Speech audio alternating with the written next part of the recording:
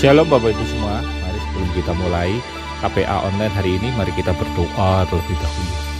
Terima kasih Tuhan Yesus, pada hari ini kami bersyukur, kami akan mendengarkan firman-Mu, biar Engkau memberkati kami, hati, telinga, dan pikiran kami, agar kami mengerti apa yang hendak Engkau sampaikan pada hidup kami, dan biar firman-Mu ini menjadi kekuatan bagi kami. Berfirmanlah Tuhan, kami siap mendengarkan. Di dalam nama Tuhan Yesus kami sudah berdoa, haleluya, amin.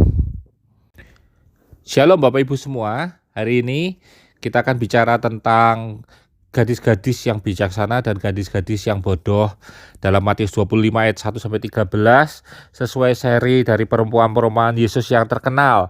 Kita tentunya sudah sangat mengenal tentang perumpamaan 5 gadis bodoh dan 5 gadis yang bijaksana.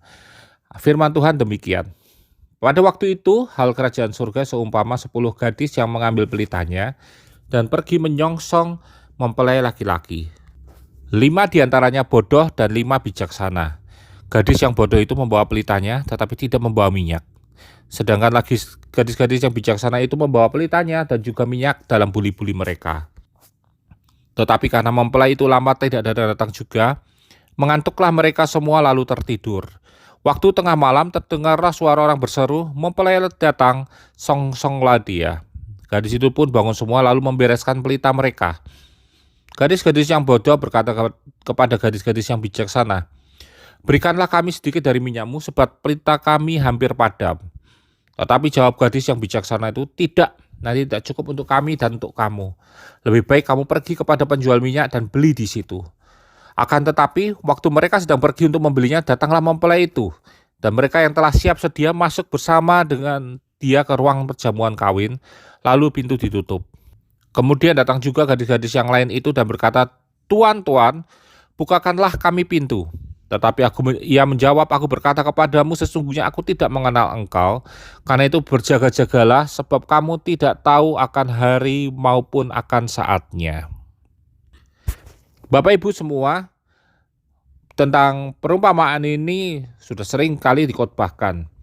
Tapi dalam setiap khotbah tentu ada satu sudut pandang yang berbeda antar pengkhotbahnya. Hari ini kita akan lihat bahwa 5 gadis bijaksana, 5 gadis bodoh ini bicara tentang bagaimana kehidupan seorang Kristen setelah Yesus naik ke surga. Dan dia menunggu masa di mana Yesus akan turun kembali ke dalam dunia. 5 gadis bijaksana dikatakan adalah digambarkan membawa pelitanya dan membawa minyak dalam buli-buli mereka. Sedangkan 5 gadis bodoh membawa pelitanya tetapi tidak membawa minyak. Nah, ketika mempelai itu datang, mereka membereskan pelita mereka dan mereka melihat bahwa pelita mereka sudah hampir padam. 5 gadis yang bijaksana, mereka memiliki cadangan minyak di dalam buli-buli mereka. Lalu, ya sudah, mereka santai saja karena pelita itu tidak akan padam. Sedangkan 5 gadis bodoh, mereka digambarkan tidak membawa minyak. Sehingga ketika pelitanya akan padam, yang terjadi adalah mereka panik. Mereka minta pada gadis bijaksana, dan gadis bijaksana bilang, itu kalau dibagi nggak akan cukup untuk kami dan aku juga gitu. Akhirnya mereka pergi kepada penjual minyak. Namun sayang, ketika penjual minyak itu mereka kembali dari penjual minyak, mempelai pria itu sudah datang dan membawa masuk 5 gadis bijaksana dan pintu sudah ditutup.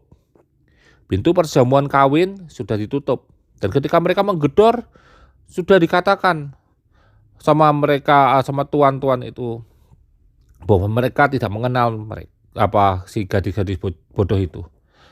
Bapak Ibu, satu gambaran yang jelas bahwa tentang bagaimana seorang Kristen seharusnya hidup dalam menunggu Yesus datang kedua kalinya. Ketika kita bicara 5 gadis bodoh dan 5 gadis bijaksana, kita bicara tentang satu hal, yaitu kesiapan hati, kesiapan hidup, kesiapan diri, di mana sepenuhnya kehidupan kita seharusnya siap untuk menunggu Yesus datang kedua kalinya. Harusnya kehidupan kita siap untuk menyambut Yesus datang kedua kalinya. Itulah mengapa Yesus menggambarkan perumpamaan ini. Mungkin ada orang yang menggambarkan perumpamaan ini tentang angka 5 bicara tentang apa, minyak bicara tentang apa, tapi sebenarnya esensi dari ayat dari pasal ini adalah tentang bagaimana seseorang itu harus memiliki kesiapan hidupnya, kesiapan dalam segala hal. Karena itu di ayat 13 bicara tentang karena itu berjaga-jagalah sebab kamu tidak tahu akan hari maupun akan saatnya. Berjaga-jaga bicara tentang kesiapan kita. Berjaga-jaga bicara tentang kewaspadaan kita.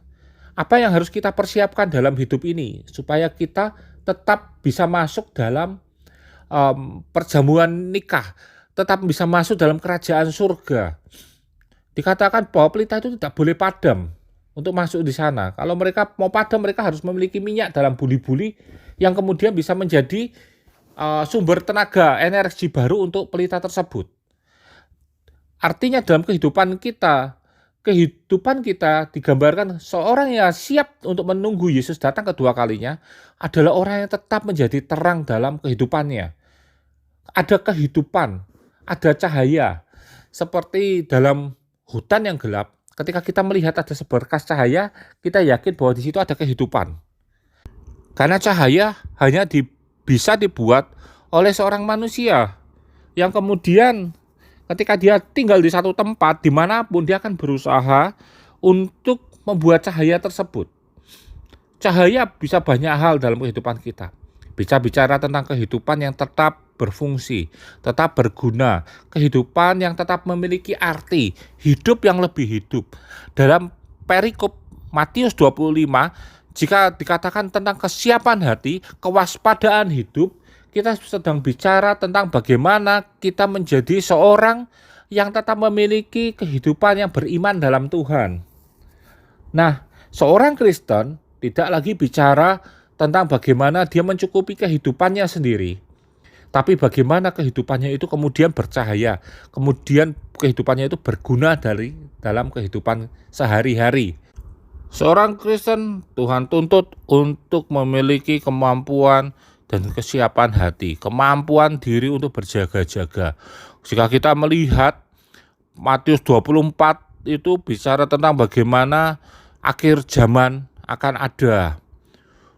Tuhan bicara tentang bait Allah yang akan diruntuhkan, kemudian tentang permulaan penderitaan, siksaan yang berat dan Mesias palsu, lalu kedatangan manusia, perumpamaan tentang pohon ara, lalu nasihat supaya berjaga-jaga. Terus perumpamaan tentang hamba yang setia dan hamba yang jahat. Lalu ada perumpamaan tentang 5 gadis bijaksana dan 5 gadis bodoh. Semua bicara tentang apa? Supaya kita siap menghadapi masa-masa yang sukar. Siap menghadapi masa-masa yang berat. Masa-masa yang akan kita jalani untuk menunggu Yesus datang kedua kalinya itu bukan masa-masa yang ringan. Bukan hanya seorang yang mau mampir ngombe. Tidak. Kita tidak diturunkan di dalam dunia itu sebagai orang yang mampir minum. Kita turun ke dalam dunia, diberikan Tuhan untuk datang ke dalam dunia ini agar kita mampu mengubah dunia ini, mampu mengubah lingkungan sekitar kita. Sehingga dengan keadaan kita, kedatangan kita, kehadiran kita, lingkungan sekitar lebih baik. Namun ada satu hal yang Tuhan katakan, berjaga-jagalah, karena kita nggak tahu hari maupun akan saatnya. Firman Tuhan sering kali katakan berjaga-jagalah. Dikatakan bahwa Yesus datang seperti seorang tuan yang meninggalkan hamba-hambanya untuk bekerja di ladang. Hamba-hambanya menunggu. Lalu ketika tidak datang-datang, satu hamba yang jahat, dia memukuli hamba-hamba yang lain. Dan ketika tuannya datang, dia melihat hamba yang baik tetap bekerja meskipun tuannya tidak ada, sedangkan hamba yang jahat dia melakukan kejahatan. Di situ kita bisa melihat ketidakwaspadaan seseorang membuat dia hidup jatuh dalam dosa. Mungkin kita bilang bahwa saat ini kita dalam kondisi terkuat dalam hidup kita. Oh, iman saya lagi kuat-kuatnya. Tapi kita nggak pernah tahu kapan iman kita sedang dalam proses Tuhan. Ketika kita hidup dalam proses Tuhan, mungkin iman kita akan jadi iman yang dalam ujian. Iman yang dalam ujian itu adalah iman yang paling menghadapi masa yang paling berat. Kita diuji, ditarik seperti seorang yang sedang pemanasan, stretching namanya. Ditarik semampu kita, sekeras kita, sehingga kita kemudian mampu untuk melewati masalah itu dengan baik dan iman kita bertumbuh. Tapi di satu pihak, iman kita bisa menjadi iman yang letoy, iman yang jatuh, iman yang lemah. Kenapa? Karena kita melihat masalah tahu datang bertubi-tubi. Kemudian terang itu mulai hilang, mulai redup. Disitulah peran minyak, peran firman Tuhan, peran Roh Kudus dalam hidup kita. Dia mengingatkan kita, dia mengisi kembali kehidupan kita. Roh Kudus itu kemudian membangun kembali kehidupan kita, menyalakan api kita. Tapi untuk sampai ke sana, Bapak Ibu harus memiliki kewaspadaan. Banyak hal yang dalam hidup kita waspadai. Perilaku orang lain di sekitar kita perlu kita waspadai. Kebiasaan-kebiasaan buruk kita perlu kita waspadai. Ajaran-ajaran yang tidak benar yang mudah kita akses di YouTube, di medsos, perlu kita waspadai. Lalu apalagi? Lingkungan kerja kita, lingkungan itu perlu kita waspadai. Dan yang satu hal yang pasti, untuk dapat hidup di dalam kewaspadaan, kesiapan hati, maka yang diperlukan adalah terikat pada Tuhan. Ketika Allah menjadi satu dalam kehidupan kita, kita terikat dalam kehidupan kita, terikat pada Tuhan. Ketika kita terikat pada Tuhan, kita tidak akan mudah digoyahkan. Karena apa? Karena kita terikat pada pokoknya. Seperti ranting yang tidak lepas, yang tidak kiwir-kiwir, tapi dia tetap kuat berpegang, tetap kuat tertanam dalam pokoknya, maka ranting itu tidak mudah dipatahkan, ranting itu tidak mudah terbuang. Karena itu Bapak Ibu, hari ini 5 gadis bijaksana dan 5 gadis bodoh mengingatkan kita untuk waspada, agar kita memiliki kesiapan hati menyambut Yesus datang kedua kalinya. Tidak penting kapan waktunya. Yang paling penting adalah kesiapan hati kita, kewaspadaan hati kita. Tetap hidup terikat pada Tuhan dan tetap waspada terhadap lingkungan sekitar kita, kebiasaan kita, dan hal-hal buruk di sekitar kita. Tuhan memberkati kita semua. Amin. Kita sudah mendengarkan firman Tuhan. Mari Bapak Ibu semua kita berdoa.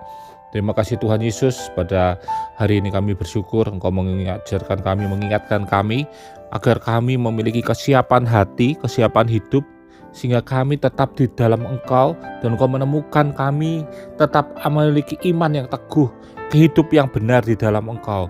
Jangan biarkan kami menjauh dari Engkau Yesus, biarlah kami mampu menjaga hati kami, hidup kami untuk tetap bersama-Mu Tuhan. Terima kasih Bapa. Berkati kami semua, tutup bungkus kami dengan darah-Mu yang kudus, jauhkan dari virus corona, sakit, penyakit, dan mara bahaya. Bagi jemaat yang sedang sakit, Tuhan jamah, Tuhan sembuhkan di dalam nama Yesus. Yang sedang menghadapi masalah, Tuhan berikan jalan keluar di dalam nama Yesus. Terima kasih Tuhan Yesus. Kami tutup ibadah KPA online ini di dalam nama Tuhan Yesus. Kami sudah berdoa. Haleluya. Amin.